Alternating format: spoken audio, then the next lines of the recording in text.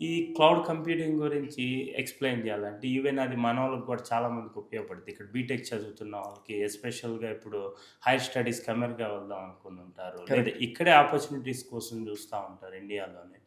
ఈ cloud computing అనేదేంటంటే, so, ఇంతకు ముందల ప్రతి కంపెనీ వాళ్ళంతట వాళ్ళే ఇన్‌ఫ్రాస్ట్రక్చర్ మెయింటైన్ జేసేవాళ్ళు. ఇప్పుడు వాళ్ళ డేటా వాళ్ళే మెయింటైన్ జేసేవాళ్ళు. వాళ్ళ వెబ్‌సైట్స్ వాళ్ళే మెయింటైన్ జేసేవాళ్ళు. అంతా వాళ్ళే. కరెక్ట్. సో, వాళ్ళ ట్రాన్సాక్షన్ ఇప్పుడు ఫైనాన్షియల్ బ్యాంక్స్ ఉన్నాయనుకో, వాళ్ళ కస్టమర్ డేటా, వాళ్ళ ట్రాన్సాక్షన్స్ వాళ్ళే అంటే వాళ్ళు వేరే థర్డ్ పార్టీకి ఇచ్చేవాళ్ళు. హ్మ్.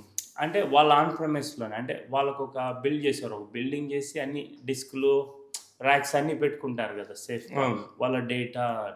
ఆ తర్వాత 2008లో అరౌండ్ దట్ టైమ్ దాని ఆరిజిన్ తెలీదు. అమెజాన్ స్టార్ట్ చేసింది.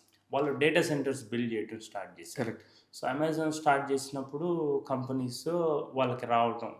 అంటే మా డేటాని మీరు హోస్ట్ చేయండి అని. ఆ తర్వాత మైక్రోసాఫ్ట్. ఆ తర్వాత అంటే అందరూ ఒకటేసారి స్టార్ట్ చేశారు. బట్ అమెజాన్ బాగా పాపులర్ అయింది. ఏడబ్ల్యూఎస్. కరెక్ట్. తర్వాత మైక్రోసాఫ్ట్, తర్వాత గూగుల్. ఇప్పుడు వచ్చి అసలు మెజారిటీ లీడింగ్ కంపెనీస్ అన్నీ వాళ్ళ డేటాని అట్‌లీస్ట్ ఒక అప్లికేషన్ అన్నా అంటే మొత్తం డేటా మొత్తం కాకుండా అట్‌లీస్ట్ ఒక 20% డేటా ఈ వీళ్ళ డేటా సెంటర్‌లో. వీళ్ళ డేటా సెంటర్‌లో ఉంచటం వల్ల వచ్చే అడ్వాంటేజ్ ఏంటంటే కాస్ట్ తక్కువ.